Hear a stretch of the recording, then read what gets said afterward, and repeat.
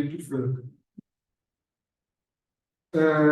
É um prazer enorme aqui estar, ladeado, né, pela professora Lara Castilho Martins, da Unespar, que vai se apresentar, e também está ladeado, mesmo que virtualmente, pelo querido professor Moacir Henrique Júnior, que também é meu colega na Universidade do Estado de Minas Gerais, e não só colega de trabalho, mas um grande amigo.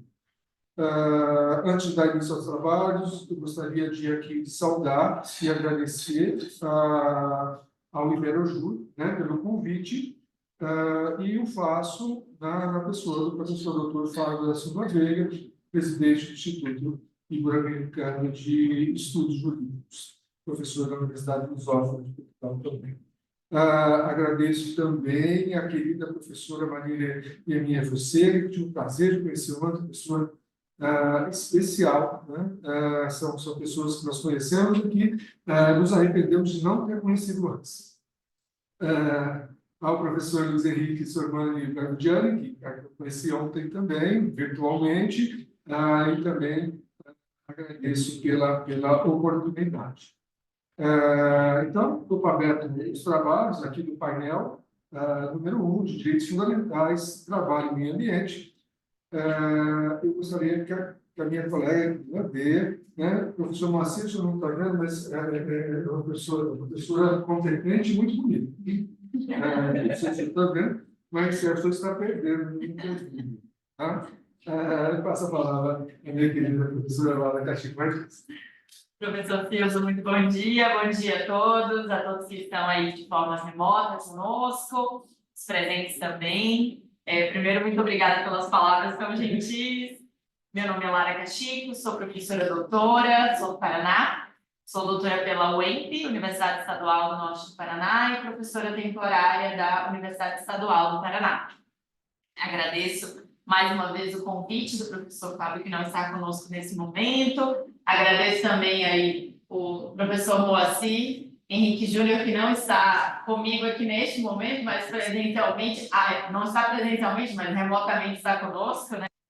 Então, para que a gente não tome mais tempo, mais uma vez, muito obrigada. E vamos dar início aos trabalhos, à apresentação dos trabalhos do nosso grupo de trabalho, nosso GT, Direitos Fundamentais, Trabalho e Meio Ambiente. Bom, então eu gostaria de convidar a apresentante, a Ana Luísa Martins de Viena, da Universidade Federal Fluminense, que vai apresentar uma pesquisa sobre compensação, restituição através de tudo, uma alternativa à justiça pública. Vamos ver.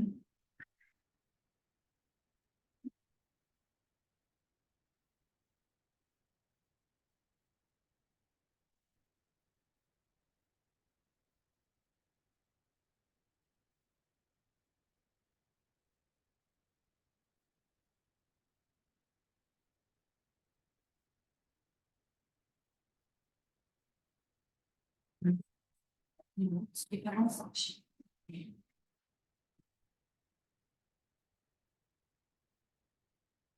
Bom dia a todos presentes e os que estão virtualmente presentes também.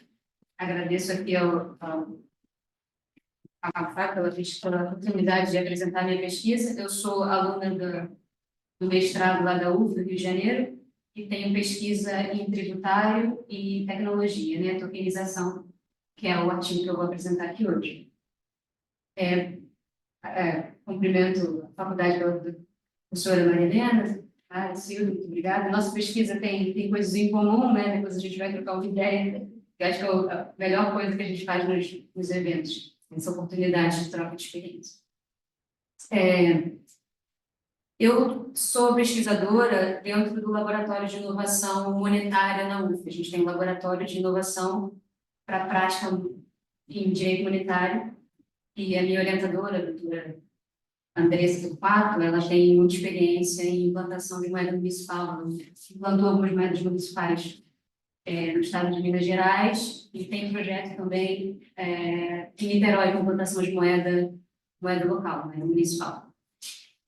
Como eu sou do tributário, né, a minha minha atuação profissional vem do direito tributário, é claro que eu estou pesquisando compensação e restituição de crédito, que é uma das linhas ali do laboratório, a gente entender como é que faz essa compensação, como é que tokeniza crédito tributário e como é que aplica isso na legislação que a gente tem vigente e com a reforma, né? Que é o grande monstro atualmente do direito tributário, que é o que está todo mundo falando, da reforma tributária que foi aprovada no ano passado.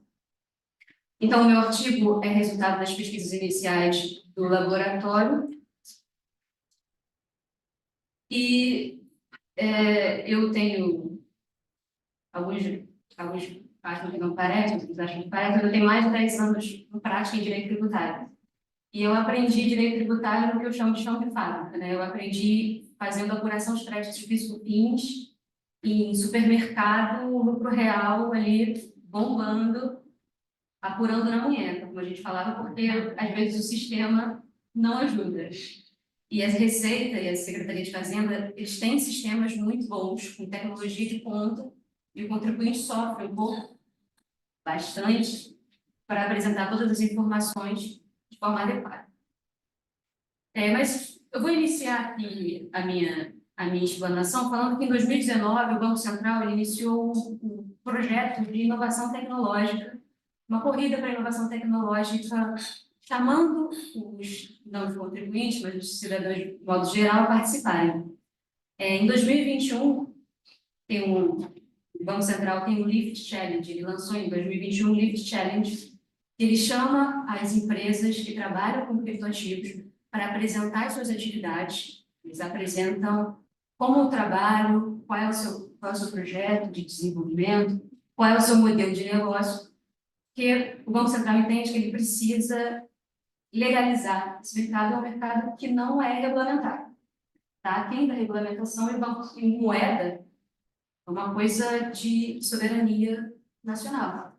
Então, eu tenho escritório em Cabo Frio, e para quem não sabe, Cabo Frio virou um polo de comércio de Bitcoin.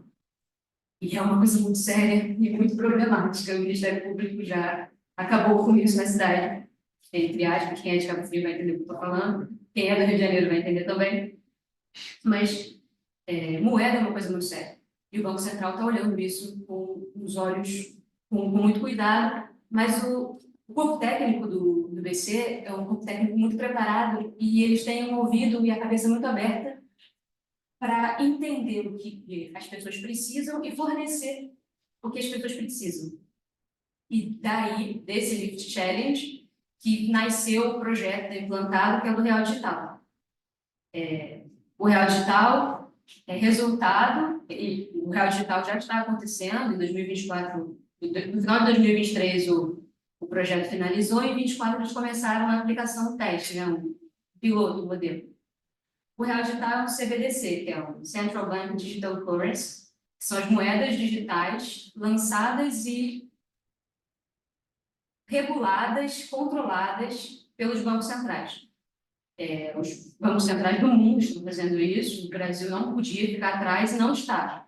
O nosso Banco Central é um Banco Central muito preparado, o corpo técnico muito de ponta, assim, o pessoal lá está de muito parabéns, eles realmente são muito legais, e eles ouviram os cidadãos, ouviram as empresas, ouviram os contribuintes, chamaram os bancos. O que você quer? Chamou lá o Banco Itaú, tem um projeto com eles, o Bradesco tem projeto com eles, foram aprovados ou não, foram pescados, e para que, no final, eles formulassem o que a gente chama, que eles chamaram, né, de DREX, que é a plataforma de pagamento, que é um DLT, tecnicamente não importa muito para a gente, mas o DLT é o que eles chamaram de DREX, que é onde você vai fazer as transações. Então, eu tenho o Real Digital e vou comprar um serviço, utilize dentro dessa plataforma que o Banco Central disponibiliza para os cidadãos.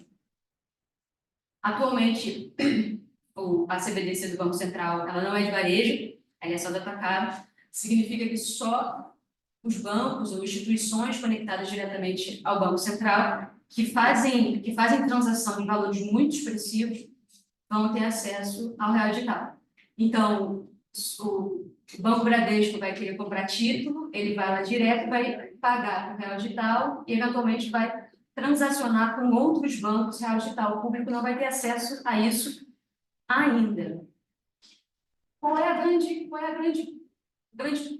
coisa legal, assim, na minha opinião, para a gente que é do direito, que a gente tem que olhar com cuidado e seriedade, são os smart contracts, porque a plataforma de pagamento é uma plataforma que eles chamam com inteligência, programabilidade, fazendo uso de smart contracts. O que é essa programabilidade? O que são os smart contracts? Eu estou na plataforma e eu tenho meu dinheiro lá, meu real digital. Eu quero o seu carro. Então, ela é a linguagem informática. If, then. Então, if eu pagar, se eu pagar, then você me dá o seu carro.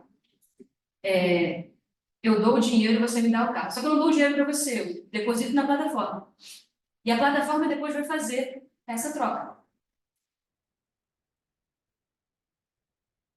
Não tem como não cumprir o contrato.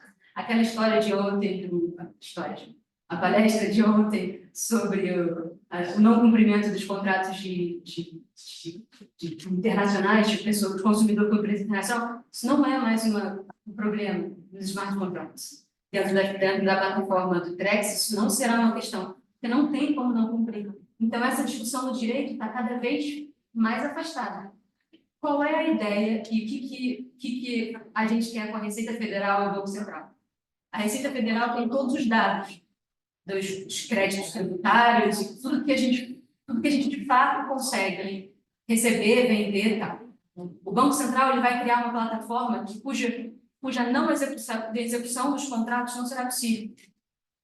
Se eu pego o SPED, para quem trabalha com direito tributário de verdade tem que entender o que é isso, se eu pego o SPED, tem todas as informações contábeis, com todo o crédito apurado de forma correta, tokenizo, eu consigo transacionar isso dentro do DREX, cuja a execução do contrato não será questionada nunca. E como eu estou trabalhando com o SPED tokenizado, a quantidade de informações é muito grande, como eu estou trabalhando com o SPED tokenizado, a informação que eu estou vendendo dentro do DREX é a mesma informação que a Receita tem. Então, eu não estou mentindo o meu crédito. É o crédito que eu entreguei para a Receita. Que é um grande problema para quem transaciona crédito tributário, é saber a origem desse crédito, saber se ele de fato existe, saber se foi homologado, se não foi. O Smart Contracts possibilita isso. A transação de informações que estão na Receita, cuja a programabilidade vai fazer com que a execução seja possível e muito almejada por tributaristas que trabalham com crédito. Excelente, Ana.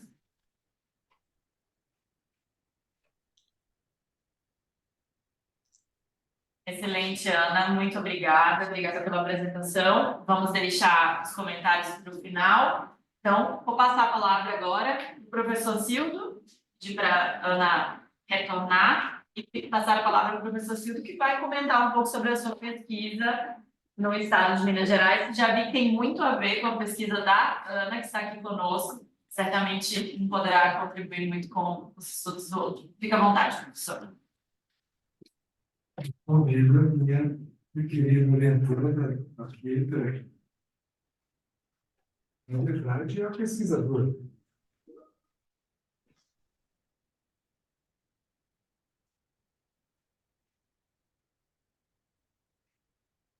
Então, a Pietra Lima Lopes, alunas, então, do período, em curso de Direito da Universidade do Estado de Minas Gerais, na Unidade de Passos, que vem, então, pesquisando sobre o tema do blockchain e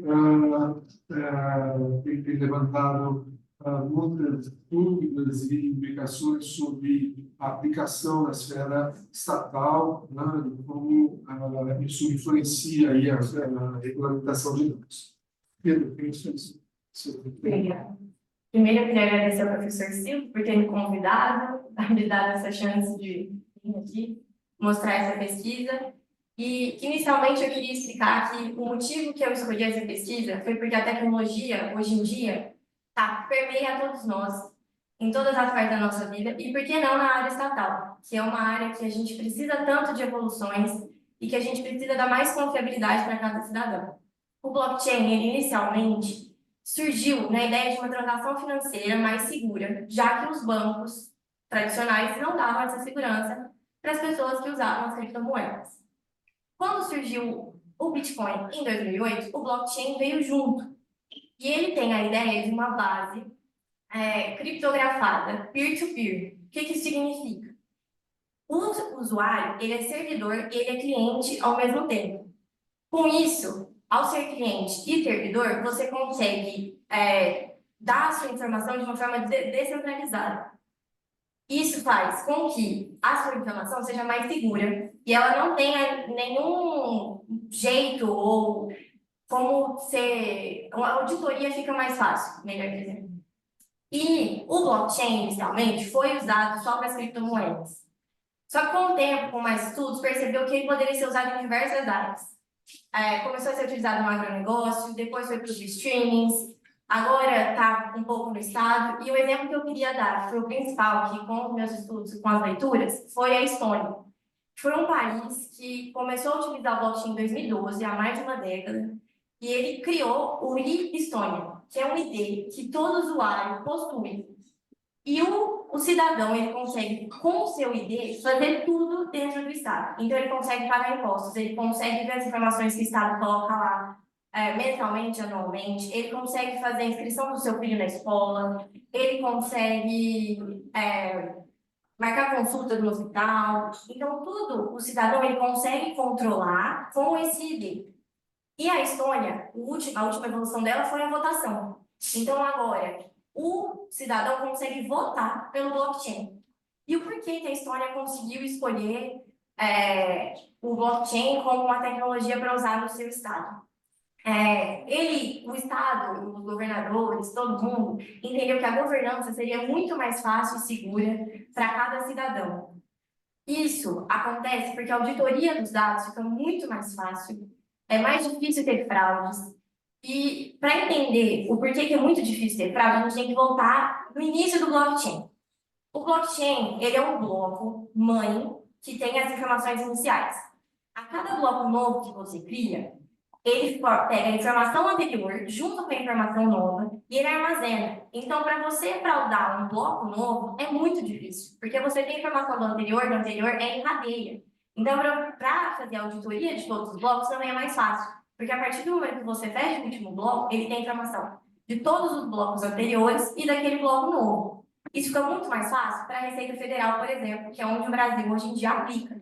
O blockchain já é aplicado na Serpro brasileira para a Receita Federal. E ele utiliza em 3 projetos diferentes. Ele utiliza para comércio exterior, hoje, com as informações da empresa de fora e do Brasil. Ele armazena aquela informação e ele consegue compartilhar de forma mais fácil. Ele utiliza no e-compartilha também, que é um método de compartilhar suas informações com a Receita Federal, para caso você precise fazer algum requisito, algo assim, fica mais fácil também de controlar, porque a sua informação já está guardada no bloco. E a Serpro, ela tenta hoje criar novos projetos para sair só da Receita Federal e ir para um âmbito mais amplo para o governo federal no geral, para compartilhar entre estados, municípios, o que seria muito mais fácil para as auditorias normalmente. Agora, na parte que eu estou no meu artigo, eu acho que, assim, os principais pontos que eu tenho a trazer.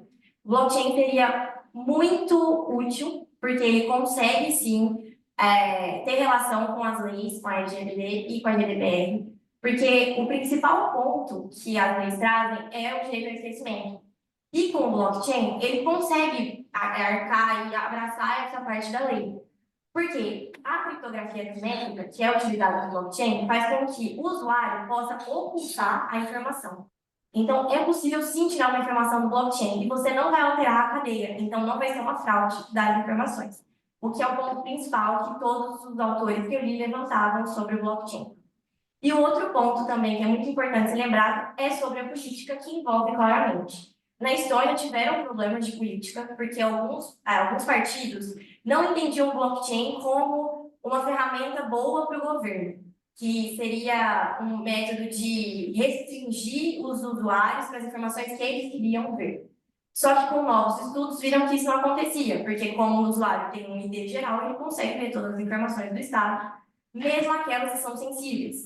Então você tem que ter uma senha especial, mas você consegue ver, se você quiser. Então, assim, o blockchain, na minha opinião, seria muito bem utilizado no Brasil para dar mais estabilidade para o cidadão, para ter mais abertura entre o Estado e o cidadão, que é o que falta hoje em dia em todos os países. E por ser uma tecnologia que é muito nova, claramente ainda precisa de muitos estudos, só que sim, é uma via muito útil e é uma via viável para todos nós usarmos no Estado brasileiro e em qualquer outro Estado. Aqui completando, né, o que eu tenho, a nossa ideia, né, que já é uma ideia do Centro de Estudos de Direito e Inovação da Universidade do Estado de Minas Gerais, que é encabeçado por mim, pelo professor Moacir, que se encontra também na mesa, mas virtualmente, e pelo professor Pablo Coelho, é justamente estudar essa disrupção, né? Esse momento em que vivemos de uma alteração de paradigma e uma mudança radical, e que a disrupção, principalmente no que diz respeito às questões tributárias e estatais, né? Nós estamos num momento do fim da onda, né? Ou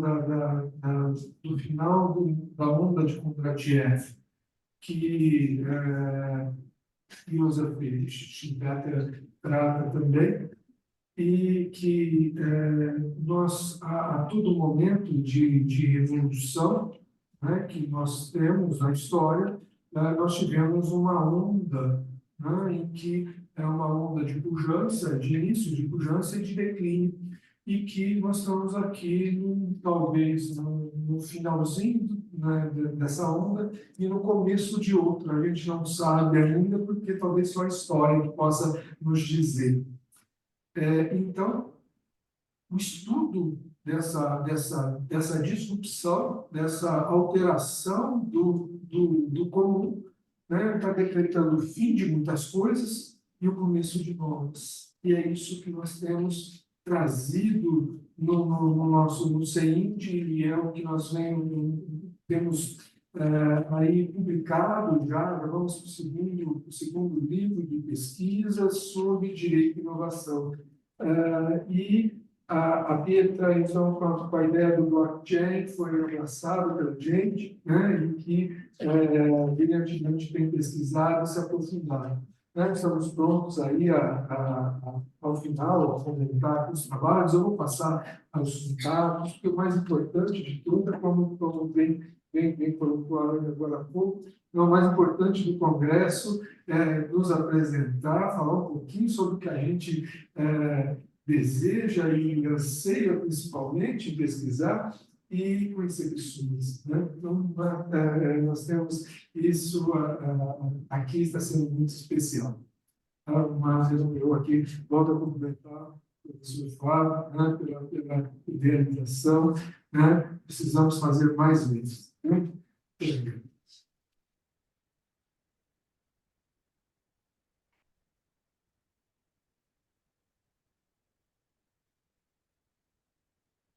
Então, dando continuidade, agora a Gabriela Trentin Zandonato, da UFIEL, vai, então, discorrer sobre o tema reflexões sobre os impactos socioeconômicos da possível privação de utilização de áreas úmidas no Vale do Araguaia, um choque entre o direito subjetivo e objetivo da sustentabilidade. Tudo bem? Obrigada. Uma tela inicial.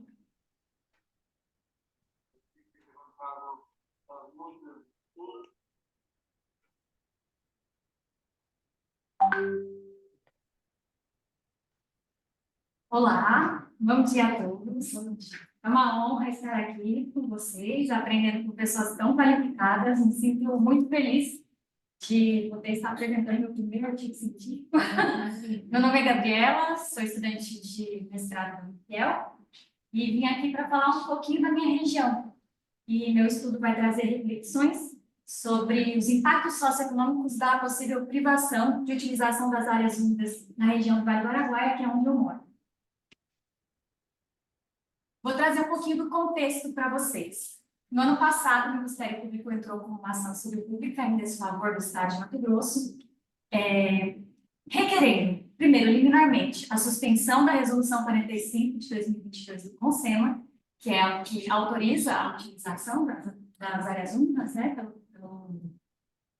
pelos agropecuaristas, a utilização da Lei 8.830 de 2008, que regula as atividades do Pantanal e planície do Alto do Paraguai, de forma subjetiva, na região do Vale do Araguaia, e numérico a declaração da nulidade, né, da Resolução 45, que eu acabei de falar para vocês, da condenação do Estado de Mato Grosso em danos ecológicos pela não fiscalização. O que acontece com essa lei do Pantanal, que é essa 8.830? Ela tem inúmeras restrições, entre elas as atividades agrícolas, drenagens, qualquer outra atividade com relação ao meio ambiente. Após algumas análises, percebe-se que existem inúmeros riscos, né, pela decisão. Primeiro, porque a gente está falando da região do Vale do Araguaia, em extensão, conforme o estudo do próprio INEA, uma área maior que a área da Suíça. Então, é muito grande, os impactos seriam realmente muito grandes. 3 cidades praticamente deixam de existir. O que acontece? Cocalinho, 96,89%. Ceará, 99,96%. E também tem a região de Novo Santo Antônio, que ultrapassa 94% dos cidades. Então, o impacto é realmente muito grande. Cerca de 3.284 empregos deixam de existir no agro, fora aqueles indiretos, porque hoje a gente tem a estrada da Pico, que é a ferrovia de integração, e então você percebe que o impacto realmente é muito grande. E, por outro lado, a gente tem a preocupação com as gerações futuras, né? Então, são 2 lados contrapostos. Lembrando também que a gente tem uma convenção internacional, que é a Convenção de Ramsar, que ela trata sobre a utilização de áreas úmidas através de sítios, e que a região do Vale do Araguaia ela não se encontra na Convenção de Ramsar. Entretanto, a gente tem um comitê que ele avalia, de acordo com pesquisa científica, quais áreas que entram para as zonas de áreas úmidas. Mas, primeiro eu vou falar para vocês o que são áreas úmidas, né? Não sei se vocês estão conseguindo ver. Não está passando? Passou? Tá por aqui.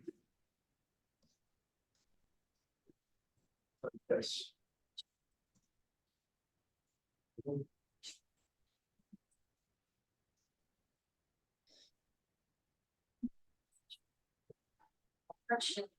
Tá. Tem um pesquisador internacional, que é Ked, que eu utilizei para a minha pesquisa, que ele chega a falar de forma poética sobre o que são áreas úmidas. E ele fala assim, é quando o verde... Tia, você acredita que eles não me aceitaram na reunião? Eles esqueceram de mim.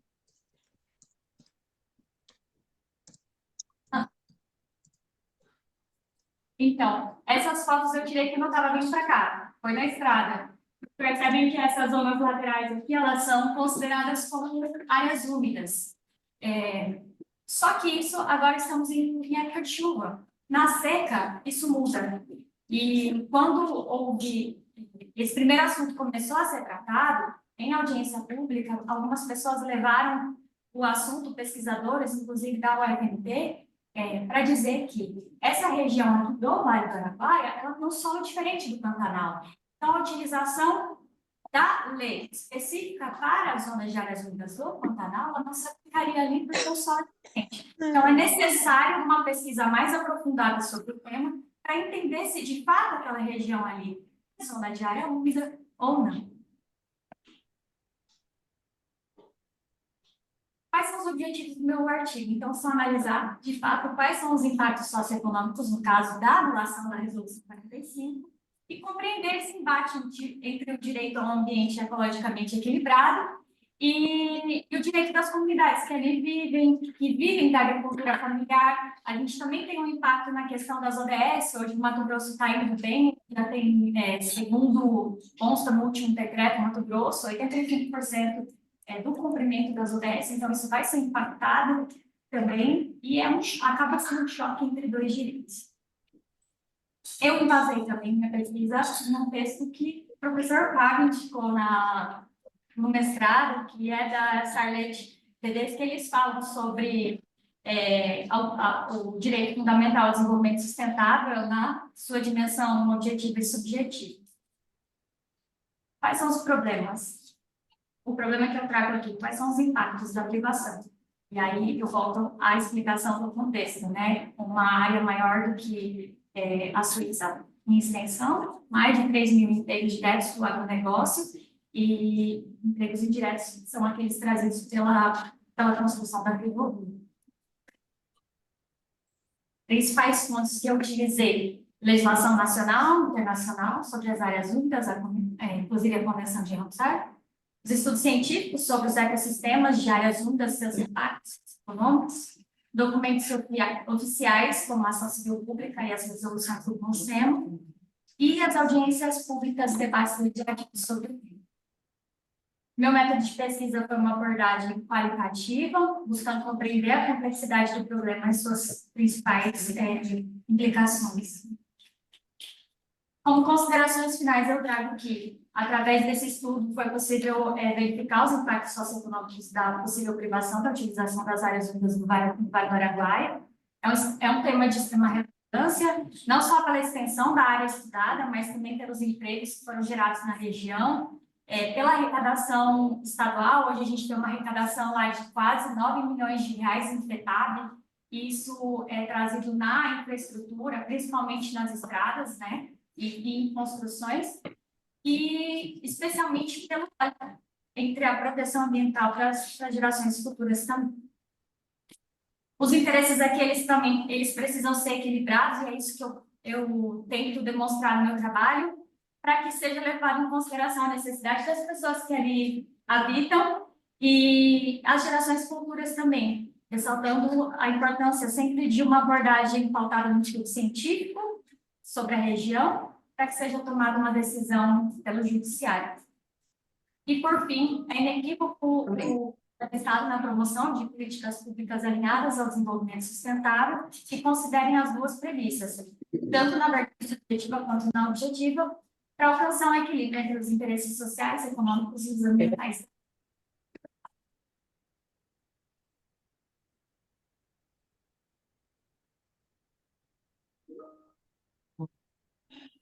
Gostaria de passar a palavra ao professor Moacir para apresentar a próxima.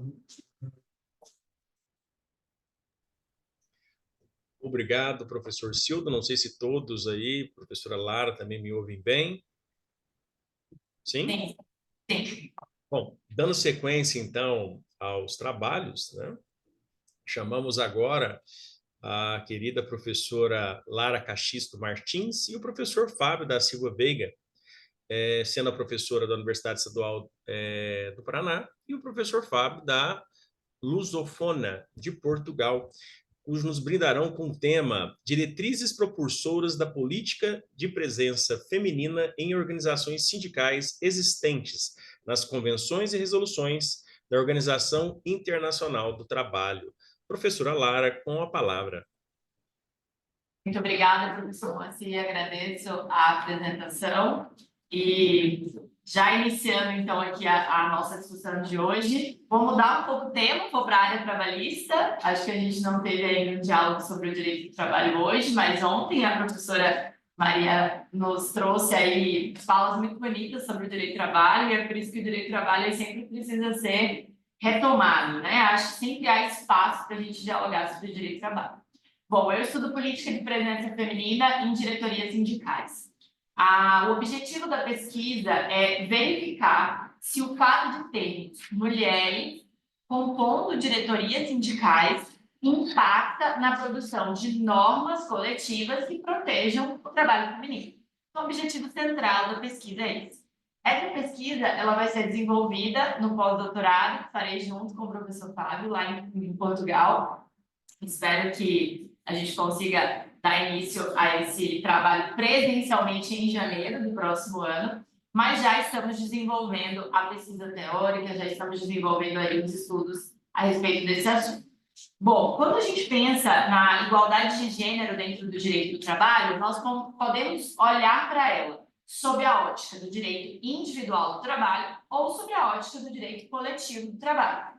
Quando olhamos para o direito individual, nós vemos a produção de normas advindas do Estado, e aí a gente fala da CLT, falamos da Constituição, normas ali que precisam, sim, olhar para as particularidades do gênero feminino.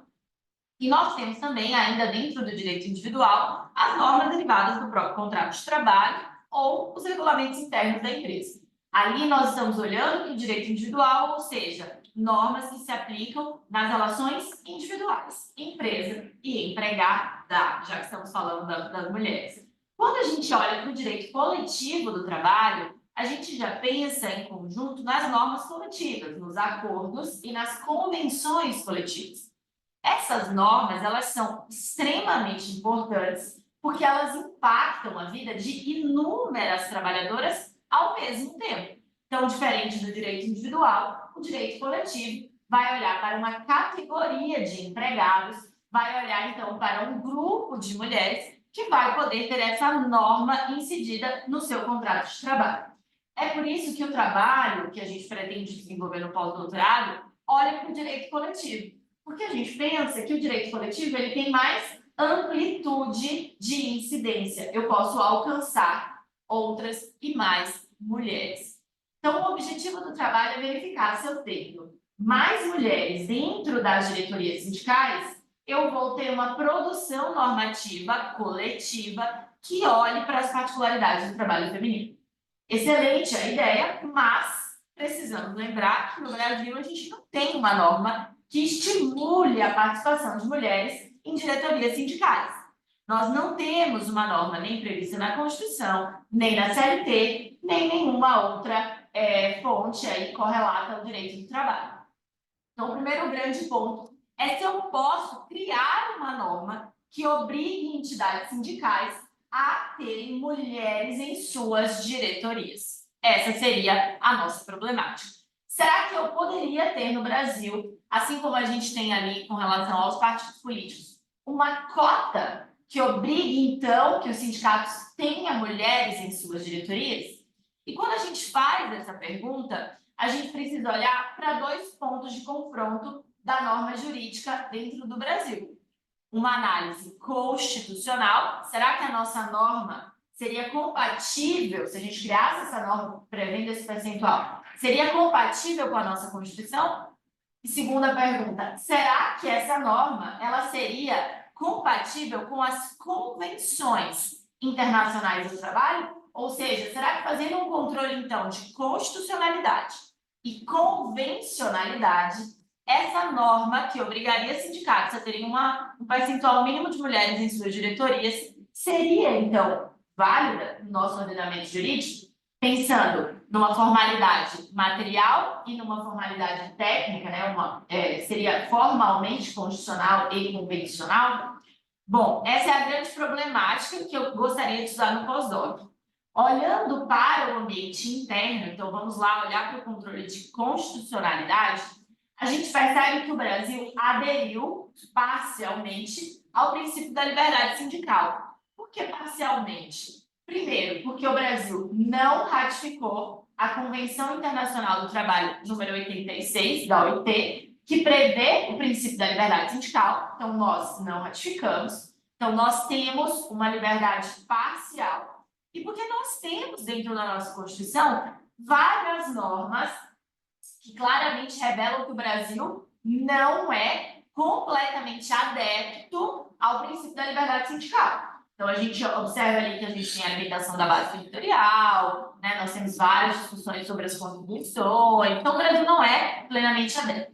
Logo, podemos dizer, numa primeira mão, que se criássemos essa norma prevendo aí uma cota para a participação feminina em diretorias sindicais, eu não poderia dizer que haveria no Brasil uma infração ao princípio da liberdade sindical, já que o Brasil não aderiu completamente a esse princípio. Então, seria uma norma, falando, né, gente, logicamente de forma muito simples e objetiva, seria uma norma constitucionalmente válida, formalmente e materialmente constitucional.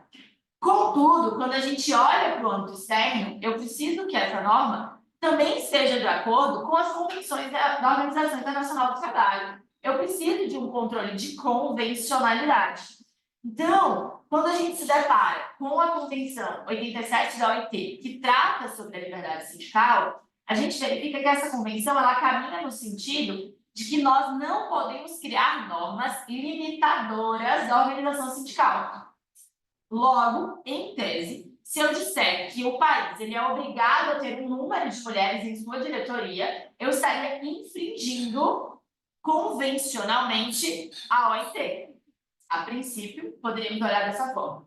Qual que é o objetivo deste trabalho especificamente? Porque a gente optou por, em cada trabalho, avançar um pouquinho mais nesse estudo teórico. O objetivo desse trabalho é verificar se a OIT possui outras convenções e outras resoluções, ou seja, soft laws, que possam nos auxiliar a verificar se, globalmente, a OIT de fato não estimula ou estimula a participação feminina em diretorias sindicais. Porque nós precisamos olhar para o sistema convencional da OIT, muito mais do que para uma única convenção, que diz que nós temos liberdade sindical e que não posso ter nenhum tipo de limitação estatal. Então, olhar para as convenções, olhar para as resoluções e olhar para o sistema da OIT a respeito de normas trabalhistas e a respeito da igualdade feminina é olhar muito mais do que para uma única convenção. E nessa pesquisa, nós identificamos uma resolução da OIT aprovada em 2019 que estimula diretamente a participação de mulheres em diretorias sindicais.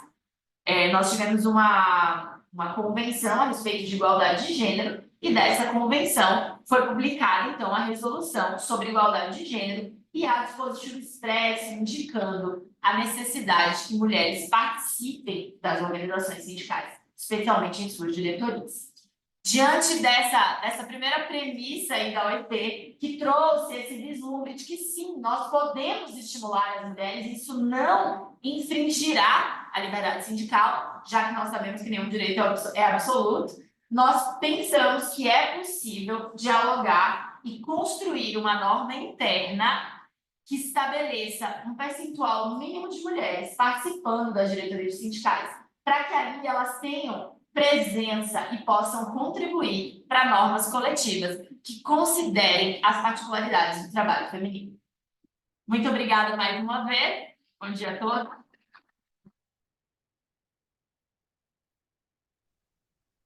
Muito obrigado, professora Lara. Devolvo a palavra agora ao professor Cildo para a continuidade dos trabalhos.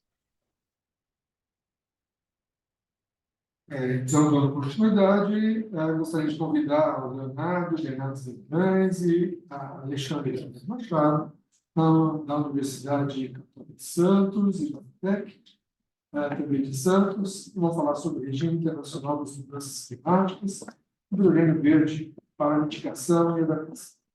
Bem-vindos.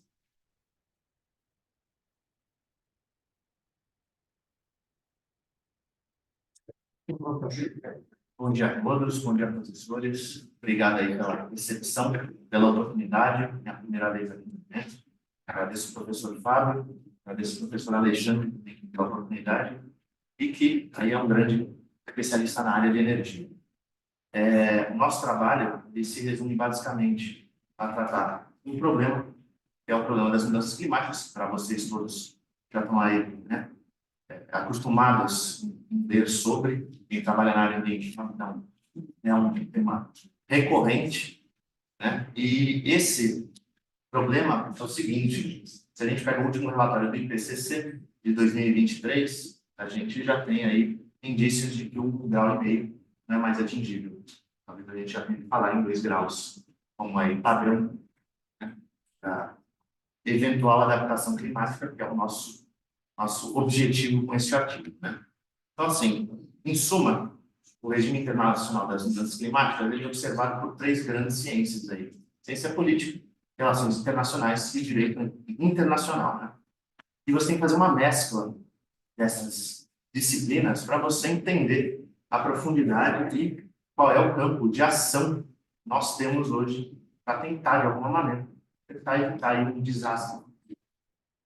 Dentro dessa perspectiva, lá na nossa universidade, a gente tem uma visão expandida, que a gente chama de Direito Ambiental Internacional. Nós trazemos essas matérias para incorporar dentro do direito, como se o direito fosse não só uma norma aplicada a um caso concreto, uma situação de fato, mas sim uma ferramenta para a construção de políticas públicas, planos de ações e ações efetivas, né, para você atingir objetivos determinados.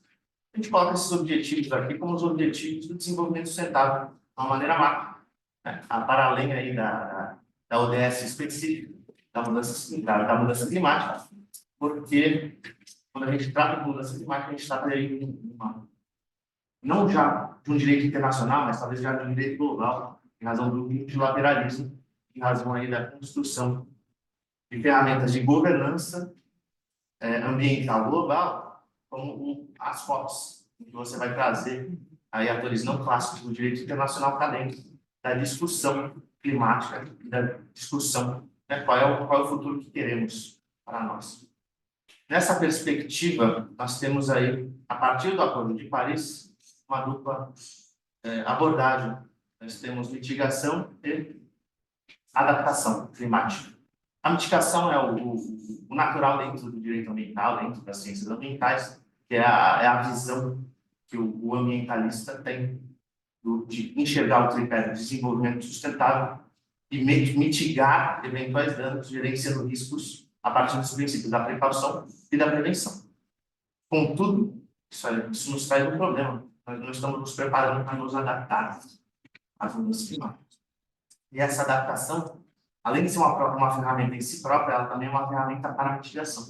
A partir do momento que você adapta, você acaba aí introduzindo novas tecnologias, novas formas de redução e transformação da matriz energética, que é o ponto do artigo.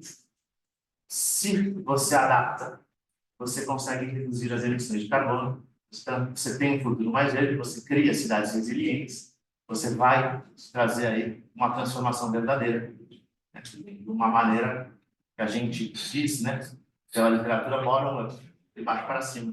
Você está entendendo aí não só a participação do Estado, mas a participação de entes nacionais, como municípios, e entes regionais, como os estados. Inclusive, temos iniciativas aí, como a Rede Lisboa, a C40, né, a Rede Transnacional de Municípios e de cidades, né, que visa aí tentar, de alguma maneira, criar essas redes de governança para você conseguir atingir o objetivo, seja com cálculo de tecnologia, de informação, com auxílio técnico e outras ferramentas de financiamento de políticas públicas internacionais. Né? E aí, o que a gente traz aqui de possibilidade para isso? Aí o professor Alexandre vai dizer, faz o hidrogênio verde, que seria um dos combustíveis possíveis para a substituição ou substituição em parte da utilização de combustíveis fósseis. Agora eu passo a palavra para o professor Alexandre. Bom dia a todos. Grato, Fábio, pelo convite mais uma vez, meus amigos, os colegas da mesa. É muito bom, né? A gente está junto aí desde o início da sua formação. É muito legal poder estar aqui conversando com vocês a respeito da minha área específica, que é energia e contratos internacionais.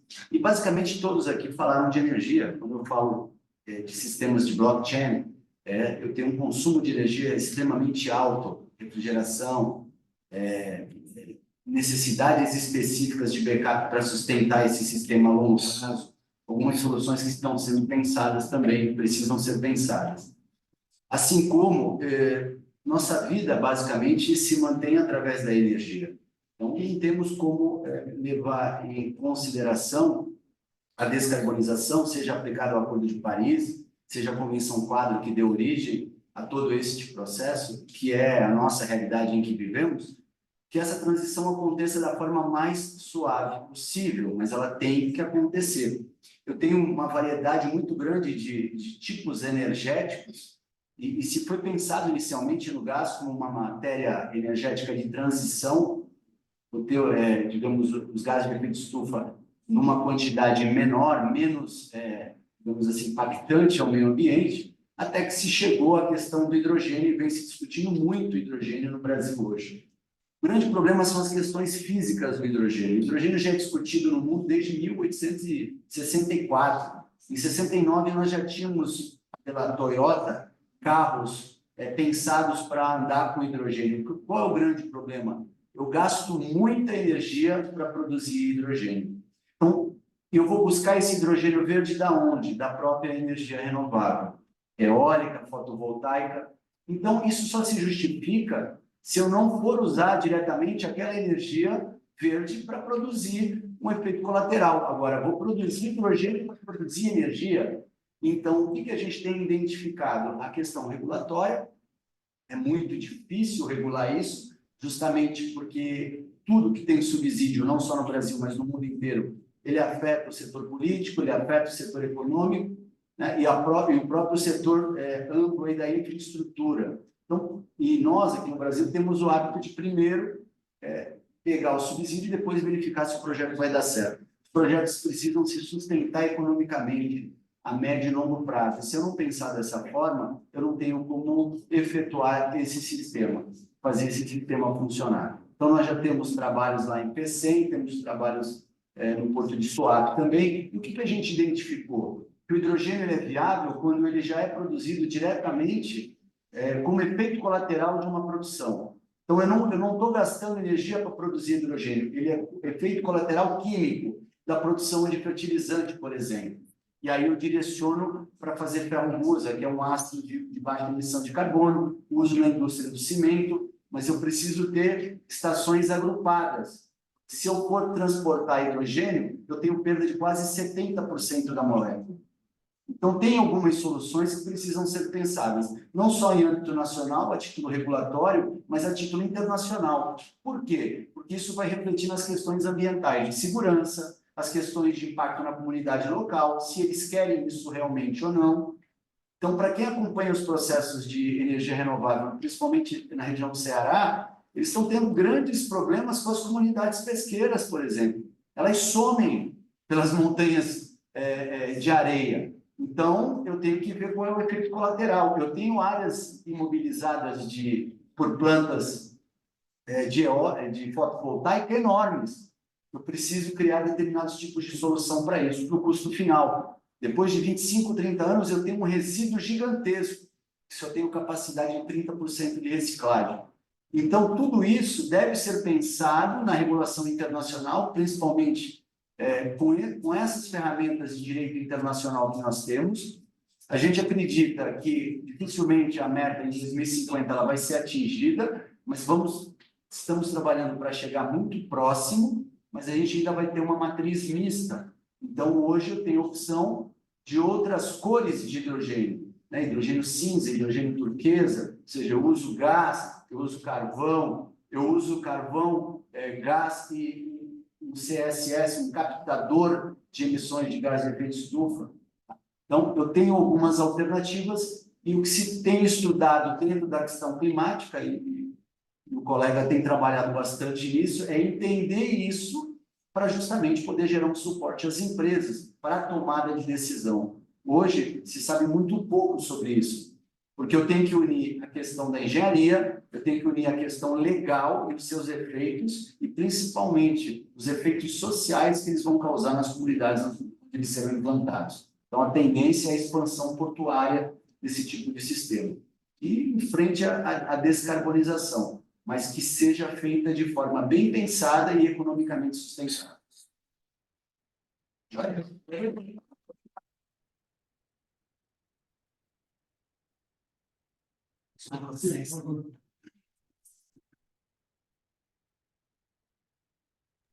Bom, dando sequência, então, aos trabalhos, né? Agradecemos aí a exposição agora dos colegas Leonardo Bernardes Guimarães e do professor Alexandre Ricardo Machado, e chamamos agora para dar continuidade aos trabalhos, eu acredito que seja inclusive o último trabalho deste painel, o pesquisador Raimundo José Pinheiro dos Santos, Júnior, e os professores Jefferson Antônio Fernandes Bacelar e Frederico Antônio Lima de Oliveira, ambos da Universidade da Amazônia, cujo tema a ser apresentado agora no título do trabalho seria Restrições à liberdade de manifestação e seus limites de aceitação constitucional. Professores, por favor, né, queiram tomar assento à mesa.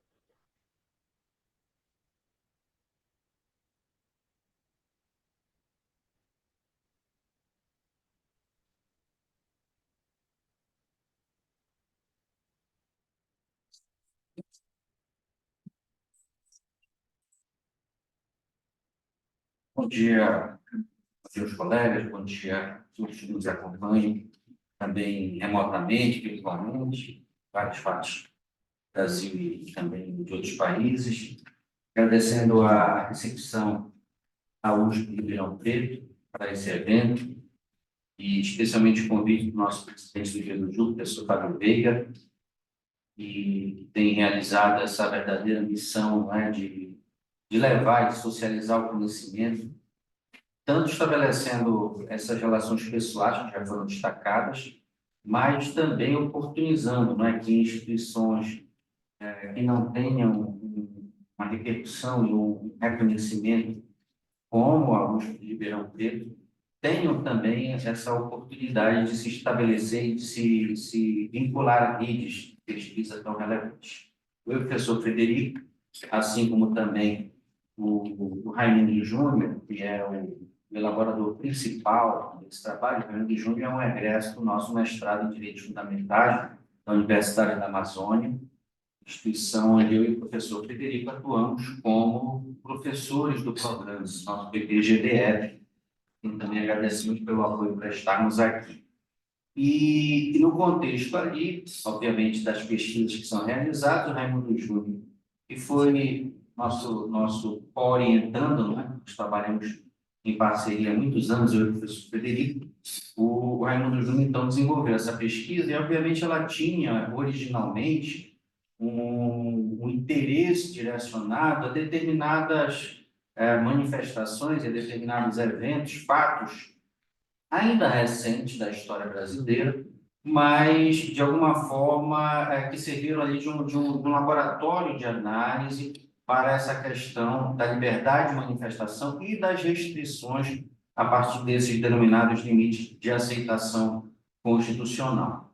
Então, para os senhores e as senhoras terem ideia, no início, os nossos objetos de pesquisa estavam direcionados, por exemplo, para a Marcha da Maconha, né? Analisando ali, obviamente, essa liberdade de manifestação e também tentando mensurar alguns limites à mesma. Da mesma forma, no episódio talvez um pouco mais recente, também penalizado naquele contexto pelo Raimundo Júnior, sob a nossa supervisão, obviamente, se deu no que diz respeito a episódios ocorridos, não a marcha em si, obviamente, a marcha do orgulho LGBTQI, APN+,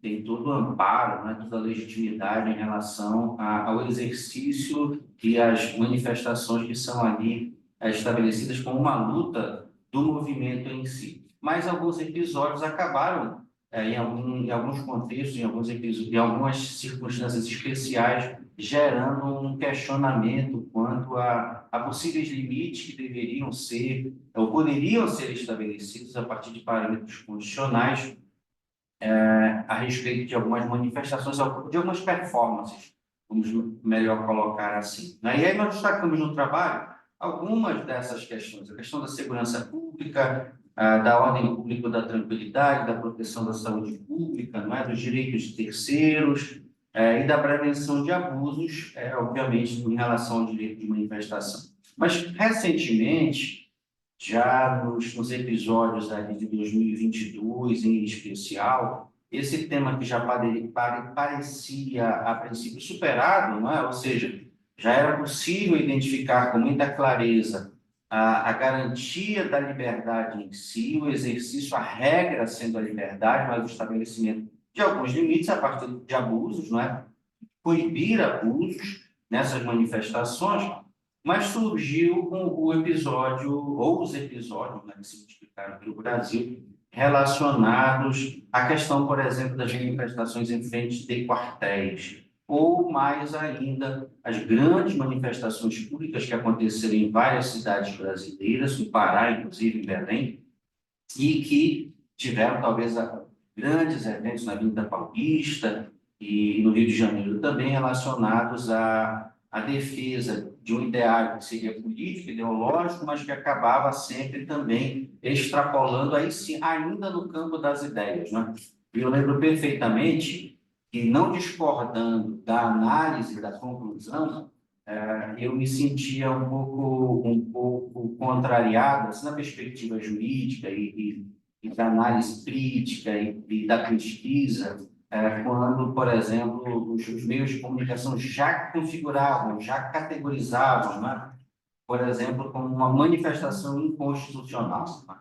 Por quê? Porque, obviamente, mesmo também respeitando a liberdade, né, daquele profissional, daquele grupo de comunicação, de fazer essa categorização, mas parecia algo que ainda merecia, vamos dizer assim, um outro filtro, e aí sim um filtro do próprio Poder Judiciário ou especialmente do Supremo Tribunal Federal, que poderia, então, considerar uma ideia externada e que eu acho que, num senso comum jurídico, poderia, sim, assim ser categorizada, mas definindo-a como tal numa questão extremamente complexa, e aí sem o estabelecimento de parâmetros e de limites. Né? Então, ressurgiu o interesse da temática, volto a dizer, já estava quase que superada, era uma pesquisa concluída a respeito dessas duas manifestações primeiramente citadas, mas acabou ressurgindo a partir desses episódios de 22, que terminaram, é óbvio, com o trágico 8 de janeiro de 23, né?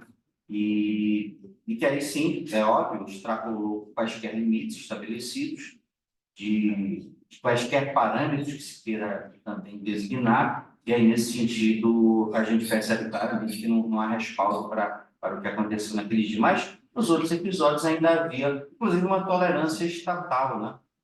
A respeito daquilo que acontecia, das falas, das inteiras, das faixas, não é? E daquilo, das causas que eram ali elencadas. Então, o trabalho ganhou esse outro contorno e aí nós estamos novamente retomando, com o apoio do meu professor Federico, para que o Raimundo, juntamente conosco, siga nessa pesquisa e possa apresentar alguns resultados. Eu, nesse tempinho que nos resta, eu passo aqui para o professor Federico.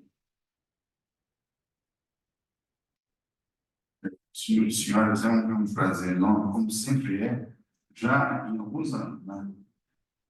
Os senhores sabem que o tempo faz a idade, mas faz também, como diz a filosofia, a experimentação, ou seja, dessa prática que é tão importante. Eu vou usar tudo que foi falado pelo colega que me antecedeu, nosso querido professor Jefferson, que é bom saber, ele representa, entre outras, a figura da magistratura paraense, que é diretor da Escola Superior deles, dos magistrados lá, e pelo Ministério tenho visto isso acontecer pelo nosso CIAF, pela logística das nossas escolas. Então, é um mundo de relação com a aplicação do direito e que tem muito a ver com esta proposta que ele mesmo, eu já externando a minha felicidade, que já o fiz, e cumprimentando a todos e a ele, dizer que é uma felicidade dupla, porque é proposta de outros egressos do nosso programa.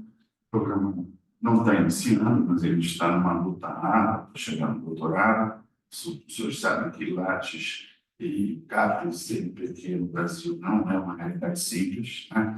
E isso tem sido feito com muito vigor, inclusive nas nossas vidas e vidas. O professor Jefferson, como eu, e todos nós temos dificuldade de chegar, às vezes por vários motivos, até pelo trânsito, né? Tem problemas internos de ocupação do território, às vezes é uma regra, que foi o caso de Natália, etc. E dito isto, eu vou direto ao ponto para dizer que nesses 5 minutos nós temos. Então, vamos direto ao ponto.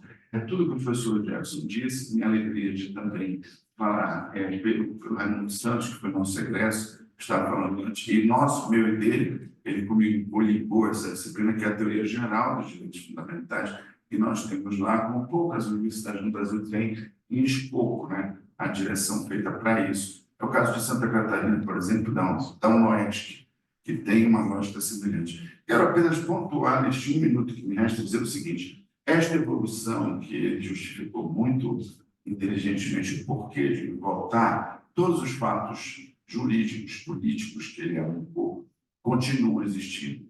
E a evolução do poder constituinte brasileiro, desde CIES, nunca mudou, desde o liberalismo político do começo do século XX, ou seja, da modernidade. Nos países da Latinoamérica, que tem uma grande franja republicanos também, coisas que envolvem o constitucionalismo latino-americano, e também estuda já há muito tempo.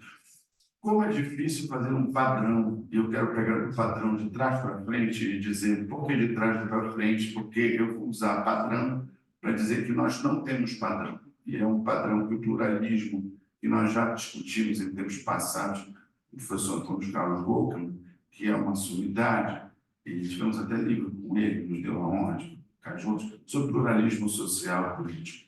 Isto é um problema gravíssimo, que não vou entrar no mérito, que envolve Paulo Bonavides, Cristiano Perda, várias temáticas já foram tratadas. Objetivamente, de trás para frente, Paulo Hunter diz que é preciso ponderar, mas temperar, e ter uma aceitação entre as liberdades, o que é garantido. E o que é garantido, na verdade, no Estado Social é muito. E tem feito quase uma subfalência disso na Europa como um todo. Uma grande reclamação, porque se pode sempre pouco para tudo que se pretende fazer.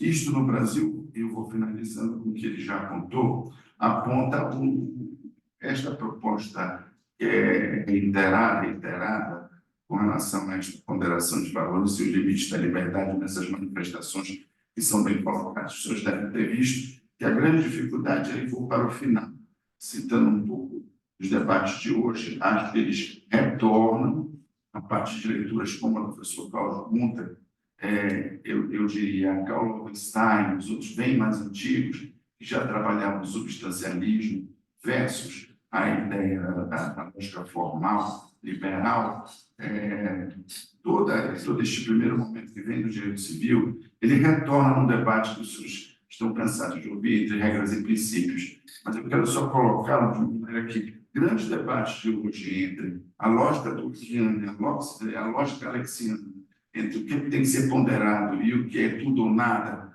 que pode ser aplicado diretamente ou não, num país que tem modelos e padrões confusos, e a maioria dos que são latino-americanos também os tem, até por uma questão de formação, e eu quero terminar nesta direção. Piora, eu acho que a solução sai por aí, com nomes que não são só europeus e, sobretudo, alemães. No caso do professor Klaus Stern e do próprio Klaus Gunter, que eu citei antes. Mas, no caso brasileiro, eu acho que a leitura de Virgílio Afonso da Silva é muito interessante, porque ele faz um terço gênero, uma terceira via, entre essa lógica radical e contemporânea de fazer uma moderação temperada. É como uma feijoada que tem muitos ingredientes, mas precisa de um toque, porque senão não é mais feijoada, é outra coisa. Então, o evento, finalizando agora recentemente, que provocou provocou até egressos nossos que já estão dando aula. O caso do professor Raimundo Santos, que, na verdade, se lembra do professor Jefferson, dos eventos agora recentes, né, de um pseudo, eu não sei o que eu devo chamar para aquilo, mas foi alguma coisa naquele jeito, né, que os senhores viram que terminou uma criminalidade fecunda, então, com pessoas que não sabiam o que estavam fazendo, e é uma coisa lastimável, né? E aí eu vou dizer, por que lastimável? Porque não foi até o final, mas deveria ter ido bem, deveria ter terminado, começou, então não tem começado. Então, isto é algo que deixa uma ingenuidade insana para um país que precisa ser uma potência, porque tem força para isso. E, finalizando, acho que, como diz a proposta, e assim ficou, acho que deu mais de um minuto, acho que é preciso, diante da leitura dos senhores verão, em todos os eventos que o professor Jefferson habilitou, eu não houve tempo de falar um pouquinho do Habermas, que é outro ponto importante nesse atual debate. Eu falei entre do Dworkin e Alex, ele se estende para Habermas por causa dos grupos sociais. E esse problema da inserção dos sistemas, e também, como já disse o professor que percebeu ontem, é um problemaço, na medida em que até Levi Streck, que é um gênio, não consegue chegar há um ponto mais definido com relação a quem faz esse controle de constitucionalidade e de que maneira ele deve ser feito. Olha o que nós estamos sentindo. O Congresso, eu vou terminar agora dizendo que está mais ou menos, mais uma vez, discutindo se o congressista pode ser preso ou não pode ser preso, sem flagrante ou sem flagrante. Isso tudo vem de uma ordem absurda, quando, na verdade, não é nada disso que está se discutindo. Está se discutindo se vai se manter ou não o estado de coisas inconstitucional, de várias ilegalidades continuarem sendo ilegais no gerúndio, né? E se perpetuando, porque daqui a pouco está tudo esquecido. E no meio do esquecimento está também prescrito. E no meio da prescrição, o que eu disse aos senhores, e diria de novo, o que a Argentina viveu, nós podemos viver de novo.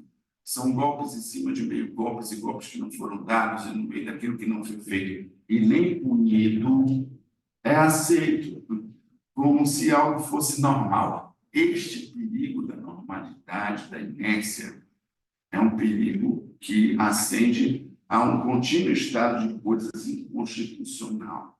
E não é um Estado democrático de direito que nós conhecemos e queremos. É basicamente isso que os senhores lessem. O final do texto do professor Jefferson, com o colega Raimundo, está bem claro ali as conclusões.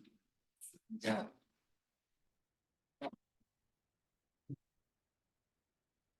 Nós aqui agradecemos uma manhã maravilhosa aqui de apresentações excepcionais, né? Sobretudo a maioria das mulheres, fazendo a apresentação aqui vai em homenagem, né? A pesquisa da professora, o trabalho da Ana Luísa, excepcional, o trabalho da Luísa, né? Groucho Marx fala que no homem no sono donne che lo cielo l'hanno fatta. Um homem é uma mulher que não terminou, né? Nós não terminamos ainda, mas nós temos muitas coisas ainda para chegar a vocês. Professor Macedo, já tive novamente, você não está aqui, você está perdendo, viu? Porque nós vamos perder nosso emprego. Elas são extremamente capazes, muito mais do que a gente, e são lindas. Então, não tem jeito, não tem lugar para a gente mais nesse mundo. São perdidos. Estamos muito para terminar. Parabéns aí às pesquisas, à posição de vocês, os trabalhos envolvidos, excepcionais. Tá? Lisa, eu te sugiro, pode passar,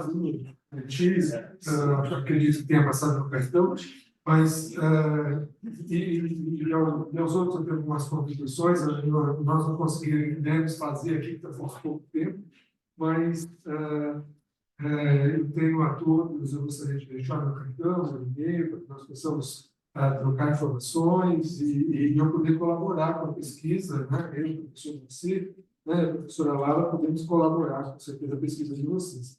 Na verdade, de Felipe e a Wright, não é o do Miami Vice, Instituto Americano, né, na verdade francesa, eles têm um trabalho sobre blockchain law, que é muito interessante, porque como a sua, nós não temos literatura específica da sua pesquisa, e a gente tem, né, uma ideia de compensação da instituição tributária, né, como técnicas de justiça social, inclusive, nesse caso. Então, nós estávamos aqui até impressionados, enquanto a colega pesquisadora apresentava, né, sobre as moedas, né, que a gente não tinha essa noção. Né? Eu lembro da última vez que eu vi moeda, eu vi uma troquinha, né, que era da igreja, acho que era da igreja, que trocava moeda para poder impulsionar o mercado do local, do bairro, né, e não algo, né, de moedas. O Rio de Janeiro tem que ser estudado, não? Literalmente, literalmente. Mas tem alguns autores, David Shaw, né? O professor Macedo também tem. Eu acho que, né, pode falar. Acho que vai falar um pouquinho só de cada um aqui, muito rápido. Né? Se quiser, se achar que tem alguma coisa, tem que ter alguma coisa aí, professor. Bom, nesse trabalho, né, principalmente esse primeiro que foi apresentado, o professor Sildo, e aqui, né, falando diretamente com a autora, que é a Ana Luísa Martins de Vilhena, nós temos, né, como o professor mesmo colocou, né, tem David Shaw, que tem um trabalho bacana, né, que vai trabalhar aí justamente com a ideia das moedas digitais e sistemas de pagamentos anônimos. Se me permitir, professor, eu inclusive vou colecionar aí justamente no chat deste nosso Zoom a referência bibliográfica, né, do trabalho Security Without Identification, Transactions, Systems to Make Big Borders Obsolete. Então, eu acho que é um trabalho que, ainda que não esteja relacionado diretamente à questão tributária, eu acho que a autora pode utilizá-lo, né? É algo interessante para que ela possa relacionar a justiça tributária com esses fundamentos de uma infraestrutura tecnológica, hoje em dia, né, subjacente a essas propostas de compensação e restituição através de tokens. Né? Então, seria interessante, inclusive, né, com um referencial teórico internacional, ela brilhantar ainda mais esse trabalho dela que está em andamento e que a gente acaba percebendo que vai ser realmente uma consequência, né, da humanidade. Dinheiro desaparece, né? Sexta-feira passada, professor Silvio, nós fomos na aula magna do curso de Direito de Araguari, da UENG de Araguari, e coincidentemente nós precisaríamos pagar, né, vamos dizer assim, os flanelinhas que estavam ali na frente do CDL, e eu e o professor Pablo, um olhou para o outro, a gente abriu a carteira, e moeda mesmo é um negócio que a gente não tem mais, né? Não tem moeda, não tem nem a cédula em espécie. A gente perguntou assim, aceita Pix? E o flanelinha falou assim, aceito. Então, é de Pix mesmo que vai, né? Então, assim, a gente substituindo por completo a questão justamente da moeda propriamente dita por essas moedas hoje em dia digitais. Então, né, uma das dicas que a gente tem para esse trabalho, para a gente não ficar aqui delongando muito, seria ela dar uma lida, né, neste artigo, que eu acho que vai ser enaltecedor para o trabalho dela. Obrigado. Para o próximo. Perfeito. Olha, estou assistindo rapidamente aqui, mas eu tenho mais coisas que eu posso passar, né, para os colegas que apresentaram, porque eu acho extremamente injusto a gente não falar um pouquinho de cada um, tá? Visto que a pesquisa de vocês foi tão importante, então é gratificante para a gente, inclusive, assistir, né, que eu fico aqui extremamente desconfortável, não elogiá-los em público, mas principalmente não em particular, não enviar os meus comentários sobre que eu humildemente fiz para poder então enaltecer a pesquisa de cada um. Tá? Então, se me permite, né, professor Silvio, assim, um dos momentos para mim que são mais enaltecedores em grupos de trabalho como esse é justamente a oportunidade dessa troca de experiência, né? Porque a gente tem aí diferentes leituras de trabalhos que podem complementar e melhorar ainda mais os trabalhos. Então, assim, toda vez que eu tenho oportunidade, e hoje na parte da tarde vai ter trabalhos de nossa autoria também que vão ser apresentados, a gente sempre aguarda esse momento, né? Dessa troca de informações, essa troca de conhecimento. E aí, de igual forma, né, se for necessário, como vocês estão aí presenciais, a gente também, de forma bastante humilde aqui, fez um pequeno arrazoado. Se depois for de interesse dos autores que aí se encontram, entrar em contato com o professor, que a gente faz essa ponte aqui também. Perfeito, perfeito. Bom, o próximo trabalho não tem participação, então eu prefiro não falar. Obrigada, professor. Bom, com relação a esse segundo trabalho, eu gostaria primeiro de parabenizar a Pietra por estar aqui conosco. É uma alegria ver alunos do curso de Direito do 5º ano produzindo cientificamente, ingressando aí na área de pesquisa. E terceiro ano? Terceiro, olha, quinto período, perfeito.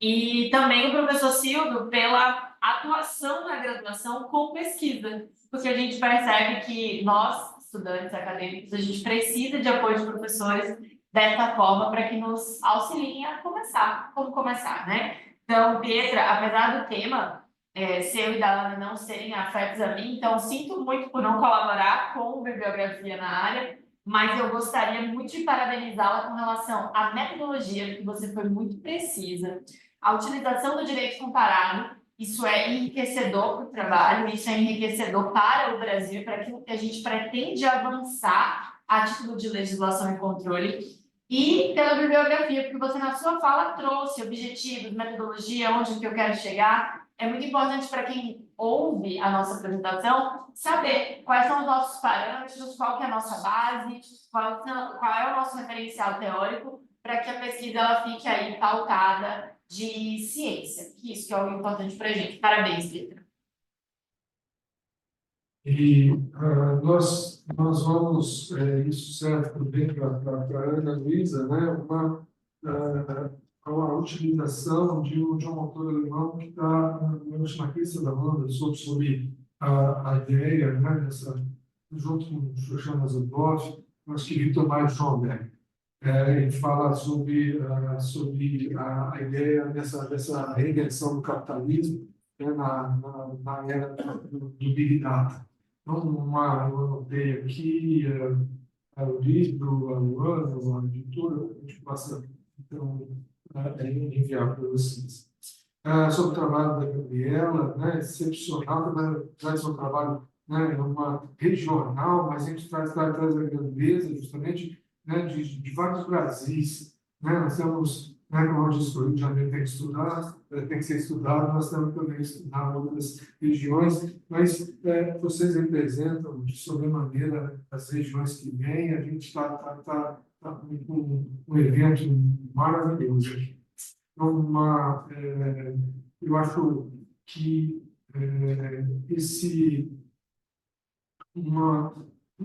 falar sobre um tema tão complexo, tão pouco tempo, eu acho extremamente dispendioso para mim, mas esse tema acaba se beneficiando significativamente das contribuições de vários autores, de várias áreas, a ideia multidisciplinar que as abordagens podem trazer. Então, eu também fiz aqui uma pesquisa, aqui, né, levantando alguns, acho que o professor fez, o senhor Moacir também de lá, né, a gente sempre tem que trabalhar a ideia diferenciada sobre capitalismo e clima. Né? Então, eu acho que tem alguns autores que trabalham, por exemplo, Levi Klein, pode ajudar você aí na sua pesquisa. Eu também tenho esse livro tem inclusive em PDF, nós vamos comentar um pouquinho com os direitos autorais, mas eu te passo assim da mesma forma. Tá? Não, Gabriela, parabéns pelo trabalho. Eu, particularmente, gosto muito de pesquisas empíricas, porque acredito que o direito, ele, às vezes, peca nesse aspecto. E você olhou para uma situação prática, olhou empiricamente para aquela situação e processualmente. Então, o que me deixou um pouco curiosa, e já correlacionando com a fala do professor Fábio de ontem, é que nesse processo que você analisou, nós tivemos a presença do amicus curiae. Ah, perfeito, porque eu acredito que apenas alguém com técnica e refinação, de fato, naquela área, poderia fazer uma análise do que seria a área úmida e se naquele local, de fato, estaremos diante de uma área úmida, né? Então, a importância, acredito, no trabalho trazer essa informação da técnica que houve, sim, ali naquele processo, para que não fique apenas para o judiciário, já correlacionando com a fala do professor Fábio, né? Julgar algo sem um conhecimento específico para aquilo. Então, excelente trabalho, parabéns por trazer o processo dentro da ciência jurídica, trazer para o seu trabalho. Parabéns. Professor Moacir, tem alguma consideração? Sim, nesse trabalho, né, professor, só comentar com ela que todas essas mudanças, principalmente as mudanças climáticas e regionais, né, e como a sua própria fala, que antecedeu a palavra, né, depois para passar para o próximo trabalho, que é justamente da professora Lara e do professor Fábio, que a gente tem ali vários Brasis, né, dentro de um único Brasil e até mesmo dentro de uma própria bacia nós temos as mudanças, né? E eu faço parte de um grupo de pesquisa da Universidade de Barcelona e da Universidade Autônoma de Barcelona, aonde parte da pesquisa está justamente focada, né, nessa questão das mudanças climáticas, e eles observam muito a questão do Brasil, né, como ponto de pesquisa, justamente pela nossa extensão territorial.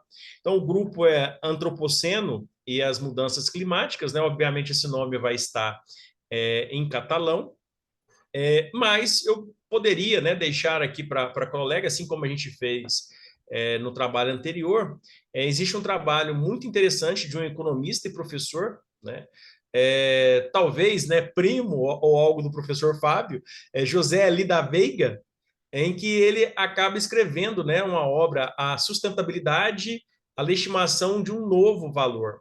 Então, se a gente for verificar, né, dentro da nossa própria Magna Carta, como a gente fala que acaba sendo, né, um dever de todos tutelar o meio ambiente de forma economicamente sustentável, né, garantindo aí para as futuras gerações esse meio ambiente, eu acho que é interessante, né, ela demonstrar toda a questão econômica que está por trás também, né? Que não basta também só tutelar o meio ambiente, se esse meio ambiente, as pessoas que ali se encontram naquela região, também não conseguir ter um desenvolvimento econômico sustentável, né? Não adianta, às vezes, passar fome preservando o meio ambiente, mas eles também não conseguem extrair ali sequer a sua própria subsistência. Então, tudo é um equilíbrio. E eu acho que o papel importante de nós aqui, enquanto pesquisadores, cientistas, é justamente apresentar ferramentas para os nossos governantes para que as políticas públicas possam ser devidamente equilibradas.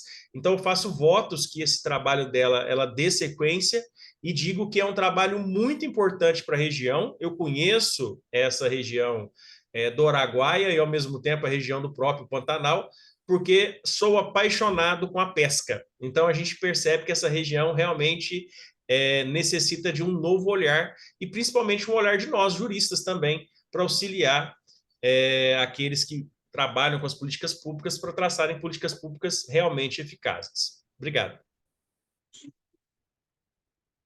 Bom, dando aqui continuidade à professora Lara Castilho Martins, junto com o professor Fábio Leite, então, estão apresentando também o trabalho dela, né, que envolve matemática que usa várias disciplinas, né, de trabalho, estudo de gênero, né, a sociologia do trabalho e relações internacionais, quer dizer, uma boa margem para discussão de vários assuntos, né? Eu sugiro aqui, né, alguns autores, como Jill Huber e Colette Fagan, que tratam justamente sobre, embora, né, não exclusivamente trata sobre organizações sindicais, que seria o foco do trabalho, mas os insights trazidos pelas autoras podem ser aplicados no estudo da presença feminina nesses espaços, né?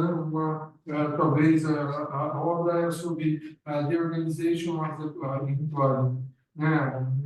Uma perspectiva internacional também bem interessante. Eu posso também passar em PDF, mas eu vou fazer, então, de forma mais velada, para que não me prendo aqui antes de sair do evento. Professor, você tem uma consideração? Pronto, desmutei aqui.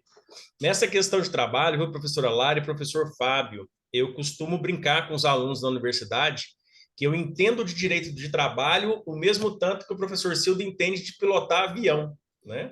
Mas, como o direito do trabalho, ele acaba sendo algo linkado aí também com a própria sociologia, que a gente acaba tendo, né, a formação dessa parte de sociologia, de antropologia, eu não poderia deixar de citar aqui, obviamente, eu acredito que a própria professora já conhece, assim como o professor Fábio, a Martha Chen, que ela acaba sendo, né, especializada em economia informal e emprego, e ela acaba examinando, né, em parte dos seus trabalhos, a organização das mulheres trabalhadoras fora dos setores formais. Então, ela tem uma obra que é Women, Work and Poverty, Women Center Stage. Eu vou até copiar e colar também no chat aqui do Zoom, que eu acho que é interessante, né, esse olhar. O sindicato acaba sendo algo formal, organizado, mas ela acaba demonstrando justamente o papel da mulher, justamente no informal, né, que a gente acaba percebendo, principalmente, essa obra é uma obra de 2008, mas se a gente for verificar, principalmente aqui na América Latina, como o professor Cildo, inclusive, brincou, né, que vocês vão acabar dominando o mundo, e eu já falo que já estão dominando já tem um certo tempo, mas a gente percebe essas desigualdades. E teve um avanço muito grande da mulher, principalmente na economia informal. Então, hoje em dia, a mulher não é mais só do lar, né, doméstica, recatada, que fica ali por conta da criação da prole, dos filhos, né? Ela efetivamente representa um papel crucial na economia e no girar da roda, né, na nossa sociedade. E esse trabalho da professora Martha Chen, ele é um trabalho, se a gente for trabalhar com o olhar do direito, né, de 2008, então um trabalho antigo, mas muito contextualizado para o momento em que nós estamos vivendo, principalmente, né, a América Latina. Se a gente for trabalhar esse descompasso que tem, né, entre a Europa e a América Latina em termos sociais, de construção sociológica e avanços sociais. Então fica aí essa minha dica. Muito obrigada. Agora, sobre o trabalho do Leonardo, do professor Alexandre, eu fico até constrangido aqui de falar, que são conhecedores do tema, pesquisadores do tema há tanto tempo. Quem sou eu para poder sugerir, mas dentro da minha humildade, eu faço com carinho, quero conhecer mais o tema, professor Alexandre, extremamente interessante, eu pesquisei sobre Daniel Sperling, Steve Cannon, né, que matou uma seminal sobre a utilização do hidrogênio como energia de transição, né, que já deve ir externo. Né? Então, mas como nós temos os trabalhos, né, os trabalhos acabam sendo heterogêneos, um no início da pesquisa, outro já com profundos conhecedores do tema, sinto-me até constrangido em poder de auxiliar, mas humildemente o faço assim mesmo. Viu? É um prazer muito grande. Professores têm que Passar. Outro item também. Exatamente. O professor Fábio está ali querendo nos ameaçando, professor Macedo. E a pesquisa, né, do Raimundo, né, que infelizmente não nos brindou com sua presença, mas nos enviou aqui, queridos, né, Dr. Jefferson e Dr. Federico, prazer enorme, viu, em recebê-los aqui, né, que grandeza, né, como a ideia é que nós temos nosso direito tem que ser trabalhado, né, a várias mãos, né, e que a pesquisa de vocês é essencial para a gente repensar muitas coisas, né, como trouxe aqui as palavras do professor Federico, né, e o final do trabalho do texto que veio sugerido para a leitura que eu acabei de fazer, do professor Jefferson, realmente é excepcional. Tá? Nós temos que nos aprofundar mais mesmo. Eu também fiz alguns levantamentos aqui e eu gostaria de também passar aos colegas rapidamente. Mas, bom, professor Macedo, o senhor tem alguma consideração? Não, assim, essas orientações aqui, obviamente, né, não vão para os professores aqui presentes, mas ela é mais direcionada justamente à pessoa do pesquisador Raimundo, porque em sendo, né, principalmente um trabalho da ciência jurídica, eu acredito que ele pode trabalhar nesse estudo, principalmente com Habermas e também com Dworkin. Eu acho que ele inserir Habermas e Dworkin nesse discurso, até mesmo para poder fundamentar melhor o seu trabalho, né? Eu acho que é algo interessante. E aí fica aqui, então, a dica para esses dois doutrinadores serem inseridos aí no rol das referências no trabalho. Bom, então, antes que o professor Fábio me retire dessa mesa aqui a pontapés, eu dou por encerrado nessa sessão e agradeço demais, parabenizo a todos os pesquisadores, agradeço aqui pelo caminho aqui que foi dispensado na nossa banca, né? E dou por encerrado esse painel e gostaria de fazê-lo aqui com a salva de palmas na posterior. Obrigado, professor. Graças a você, Deus nos